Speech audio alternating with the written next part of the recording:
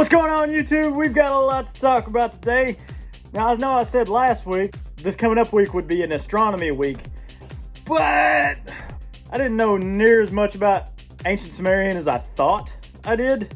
So what's going to happen is this week we're going to go over ancient Sumerian gods, and next week we're going to go over ancient Sumerian mythology. We're going a little more this week we're going over a little more history of ancient Sumeria. So as you can see, I don't have the puppies with me today. They're in the house. They're all nice and warm and cozy, and I'm out here in the shop and I'm drinking my coffee. So without further ado, let's go. Sumerian religion was practiced by the people of Sumer.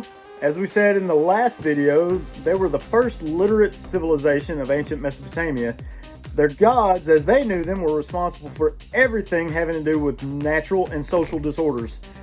Now, another thing I've studied quite a bit about is Greek mythology.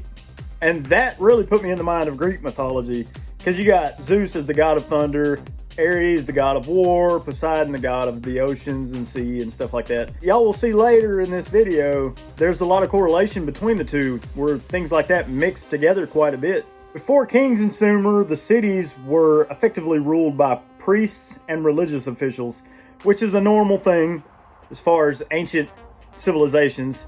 You know, religion really ruled a lot back then. You had a priest back then that he was basically responsible for everything, because he was like your link to the gods. You know, so like if you did something bad, you know, it's like you got to come up to the priest and be like, will the gods forgive me for this? You know, so they ended up being in charge of a lot of things back in the ancient world. Now later on, kings ruled, but they continued to be a huge influence on Sumerian society. And most likely, they were like the king's right-hand man. You know, like the king wouldn't make a decision without the priest there. Like, do the gods approve of this? You know, like back in the day, the gods were everything. We have a lot of super religious people today, but nothing like they used to be back in the day. Religion was life back then. It's like if a volcano went off, oh my God, the gods are pissed at us. Oh my God, we've got to go do something. You know, there's a thunderstorm. You know, oh, Zeus is piercing the sky. You know, he is angry. You know, religion was everything back then. Now, I'm sure y'all seen in the last video the Temple of Ur. Before these were built, priests in ancient Sumeria lived in simple one-room structures. They were sometimes built on elevated platforms, but still, they lived in simple one-room structures. Now, here's where it starts to get a little, Christians, don't crucify me over this, okay? Well, Sumerians believe the universe came into being through a series of births. If you look at Genesis, you know, God said, let there be light, and then he made the heavens and then the earth and da-da-da-da-da, right? Well, in ancient Sumeria, this is really, really similar, okay? First came the goddess Namu, the primeval waters, the ancient waters, or you can say, and then came Ki, or the earth.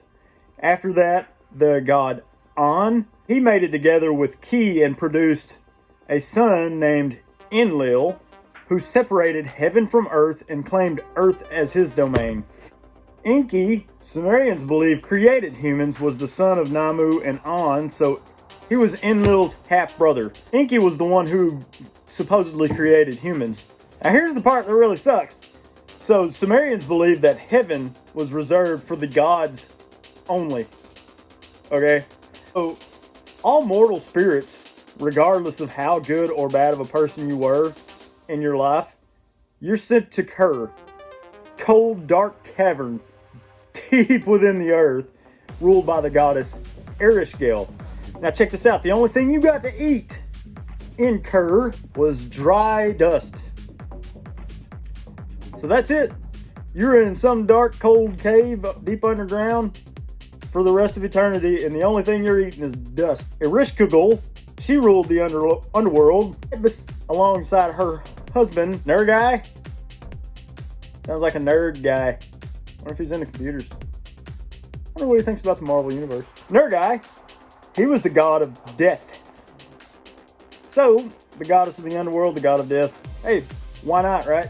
So in other words, men and women like you and me, we had it bad back in the day. Since we got over that depressing topic, let's talk about the major gods of ancient Mesopotamia. You got An, the god of the heavens, Enlil, the god of wind and storms, Enki, the god of water and human culture, Ninhursag, the goddess of fertility and earth, Utu, the god of the sun and justice, Nana, the father of Utu, he was the god of the moon, Inanna, the goddess of sex, beauty, warfare, and had a famous story about her descent into the underworld. Now, I've read some Greek mythology, and here's a part where it kind of blends together there. There's a story in ancient Greek mythology. Aphrodite, the goddess of love and beauty, there was a story of her descent into the underworld. So that's where we start to blend cultures here. Now, here we go. Here's something that I did not see coming. I don't know if you've ever seen this show called Ancient Aliens. All right, my mom is a huge fan of this show, so I've watched that with her so many times. And before I even knew about this show, I had read quite a bit about ancient Sumerian and the Anunnaki and the planet Nibiru and stuff like that. So I really thought that Sumerians would be a little less ignorant with how the universe works. But here's the thing that I never saw coming. Ancient Sumerians believed that the world was flat, covered by a closed dome. Flat Earthers unite! Okay, I know I'm going to get ridiculed about this from the flat Earth community. The Earth is not flat. Obviously not flat.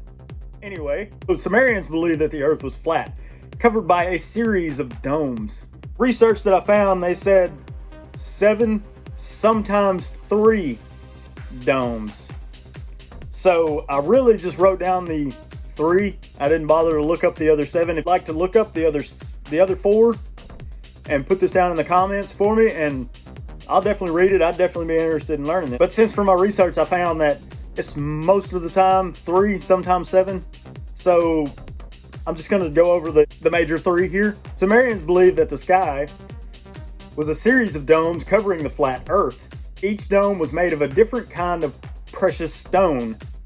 The lowest dome was heaven, and it was made of jasper. So this is where the stars are. So basically in ancient Sumerian, when you look up and see the sky and you see all the stars, you're looking into heaven right there. And that dome is made of jasper.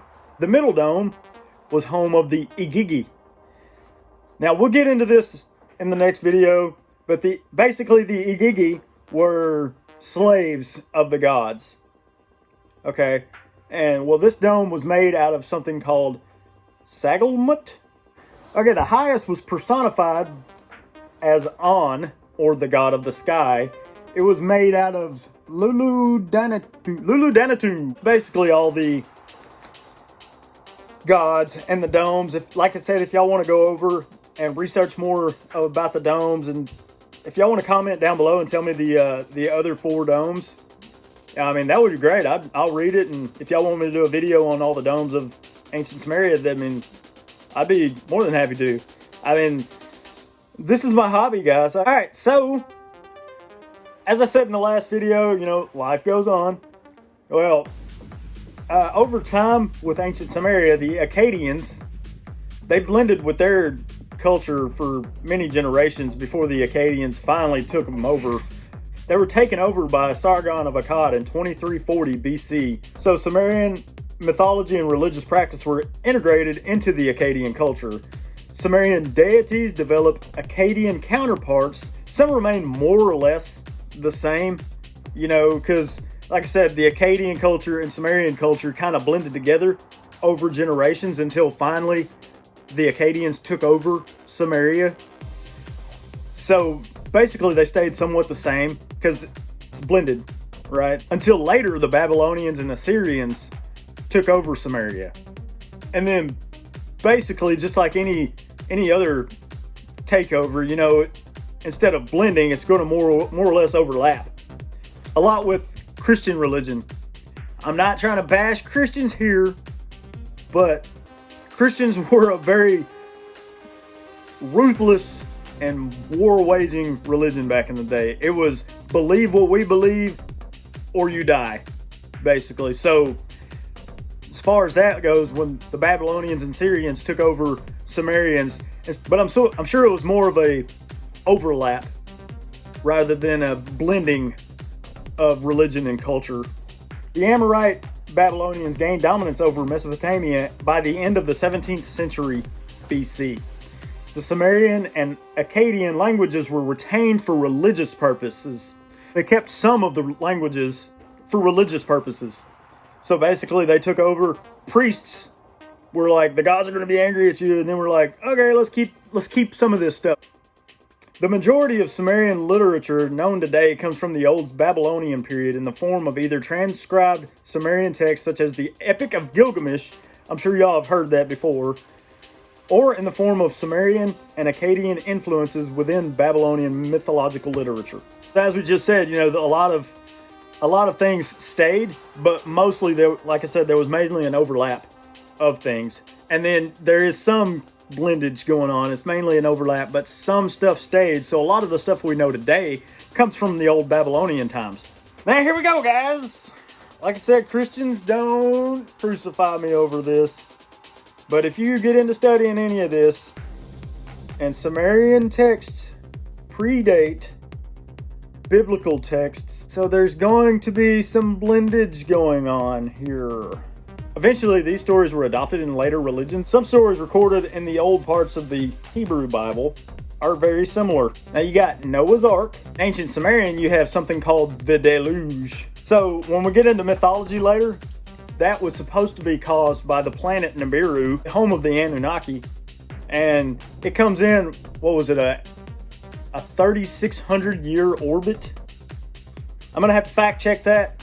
Tune in next week and I'll tell you for sure.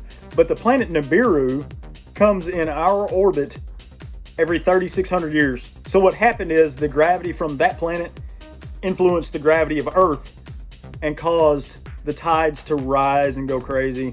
Basically flooded the entire Earth. Like I said, next week we're going to get into Sumerian mythology. What I'm going to do is go over the entire story of the Anunnaki or the Sumerian gods. On, Enki, Enlil, all them. We're going to go over the Igigi and all this other stuff. So guys, I want y'all to have fun. I hope y'all enjoyed this video. Comment down below what you think y'all would want to watch. Guys, have fun. Y'all have a wonderful week. Hit that subscribe button somewhere like right in that area. Click the notification bell. It should be, I don't know, there somewhere. And get on your little keypad and throw me some comments down there. And let me know. I'm serious, guys. Let me know if I'm wrong on any of this, because I enjoy learning. And if I'm wrong, I would like to be right. I like to learn. I don't like to just hear some things and then repeat it. But y'all have a wonderful week. I hope whatever you guys are going through, I really hope that it ends quickly, and I hope y'all come out for the better. Have a wonderful week, guys. Life is beautiful. Enjoy it. Love you guys.